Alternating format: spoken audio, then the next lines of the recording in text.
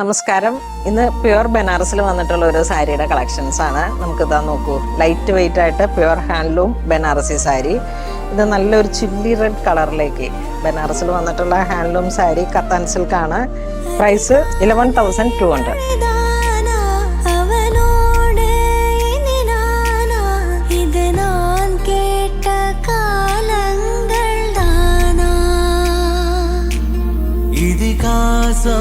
இதுதானா இவளோடு நடந்தேனா இந்த மாயத்தில் நானும் விழுந்தேன்.